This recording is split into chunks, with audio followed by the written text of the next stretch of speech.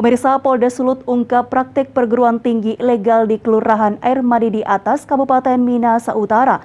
Modusnya adalah penyelenggaraan kegiatan belajar mengajar ilegal dan penerbitan ijazah palsu senilai jutaan rupiah per ijazah. Lakukan penyitaan terhadap ijazah-ijazah tersebut. Kita lihatkan kepada teman-teman nanti itu ijazah-ijazah yang sudah kita sita.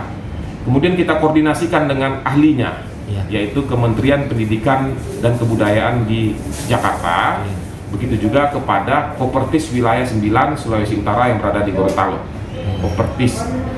Setelah kita koordinasikan, ternyata memang perguruan tinggi STEI ini aktivitasnya ilegal dan tidak ada hak mengeluarkan ijazah. Inilah penampakan Sekolah Tinggi Teologi Elohim Indonesia yang diduga merupakan kampus fiktif yang menerbitkan ijazah palsu yang diungkap oleh Subdit Tipiter Ditreskrimsus Polda Sulut. Lokasinya berada di Kecamatan Air Madi di Kabupaten Minahasa Utara.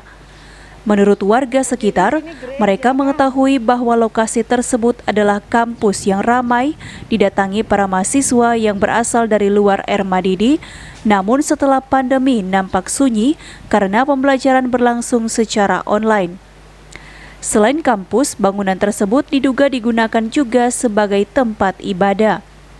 Tersangka diduga adalah rektor sekaligus pembina jemaat gereja tersebut.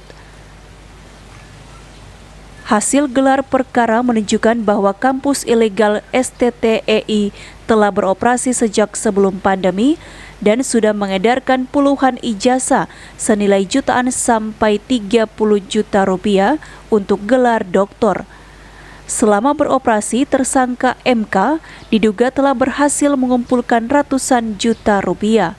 20 ijazah diterbitkan mereka sejak mereka berdiri beraktivitas dari mulai 5 tahun yang lalu. Sudah 20 ijazah Pak ya? Iya. Oke, dan mungkin untuk sekarang ini sebelum itu masih beraktivitas Pak? Iya, pada saat kita belajar mengajar temukan mereka masih beraktivitas belajar mengajar, cuman karena situasi PPKM mereka belajar online. Mereka ini beroperasi sudah berapa lama Pak? Kurang lebih 5 tahun. 5 tahun. Iya. Oke. Ia menambahkan bahwa tersangka MK tidak ditahan karena kooperatif dan masih dalam suasana PPKM.